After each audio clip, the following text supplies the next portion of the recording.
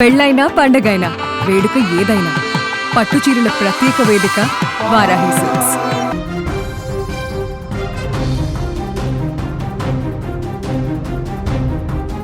నిన్నటి వరకు ఆ ఇల్లంతా మంగళ వాయిద్యాల మోతతో మారుమోగింది.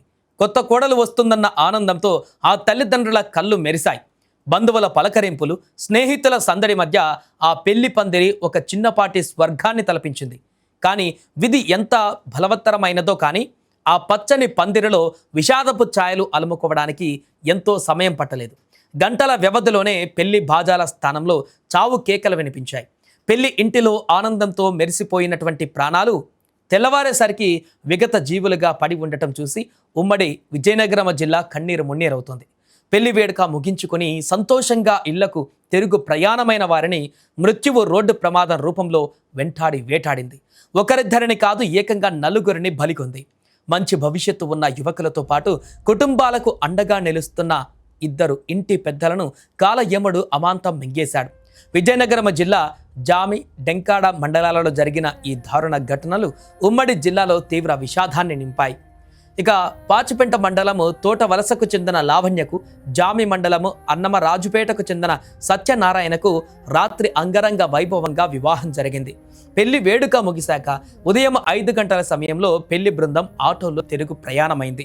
మరో 10 నిమిషాలలో క్షేమంగా ఇళ్లకు చేరుకుంటారన్న ఆశలతో వారంతా ఆనందంగా మాట్లాడుకుంటున్నారు.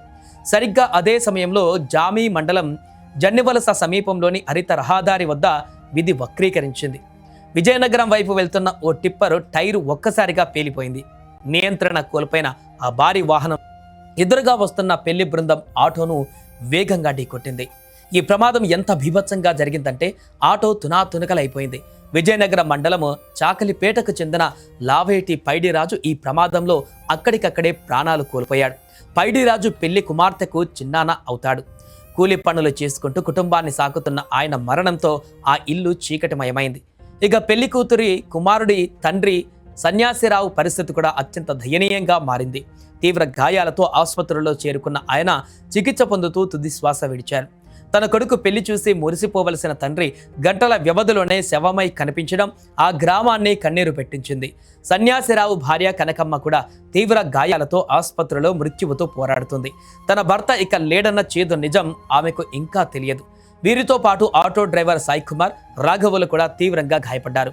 ఎస్ఐ వీర జనార్దనరావు ఈ ఘటనపైన కేసు నమోదు చేసి దర్యాప్తు చేస్తున్నారు.